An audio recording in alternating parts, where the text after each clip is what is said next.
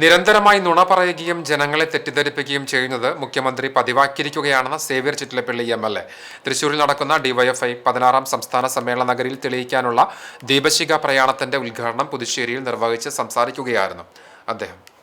വർഗീയതയ്ക്കും BJPക്കും അനുകൂലമായ നിലപാടുകൾ സ്വീകരിക്കുന്ന UDF സർക്കാരിന്റെ നിലപാടുകളെ വിമർശിക്കാനോ തുറന്നുകാണിക്കാനോ നമ്മുടെ രാജ്യത്ത് സ്വതന്ത്ര മാധ്യമ പ്രവർത്തകർ എന്ന് പറയുന്നവർ സന്നദ്ധരാകാതിരിക്കുകയാണ്. ഇവിടെയാണ് DYFIയുടെ മുദ്രാവാക്യത്തിന്റെ പ്രസക്തി ഉയർന്നുവരുന്നത്.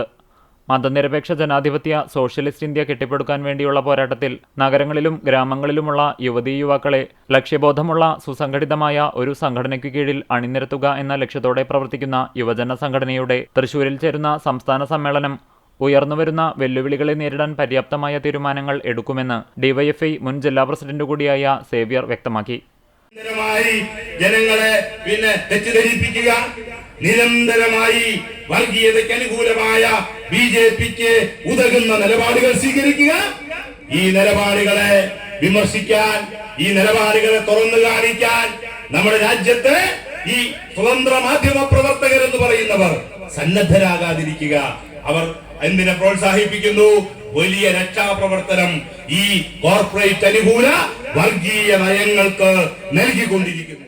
പുതുശ്ശേരിയിലെ PU സനൂപ് രക്തസാക്ഷി മണ്ഡപത്തിൽ നിന്നും ആരംഭിച്ച പ്രയാണത്തിൽ ജാഥ ക്യാപ്റ്റൻ KM ജിജിലിന് സേവ്യർ ചിറ്റിലപ്പള്ളി MLA ദീപശിഖ കൈമാറി. DYFI ജില്ലാ സെക്രട്ടേറിയറ്റ് അംഗം KA സൈഫുദ്ദീൻ അധ്യക്ഷനായി. CPM ജില്ലാ സെക്രട്ടേറിയറ്റ് അംഗം TK വാസു, ഏരിയ കമ്മിറ്റി അംഗങ്ങളായ KK Satheesan, MV Prasanthan, MB Praveen, KB Shibu, Chowwannur local secretary EH Mirash, Choondal local secretary M Peethambaran, Mattam local secretary KS Dileep, DYFI നേതാക്കളായ VK രേഷ്മ, PB വിബിമോൻ തുടങ്ങിയവർ സംബന്ധിച്ചു.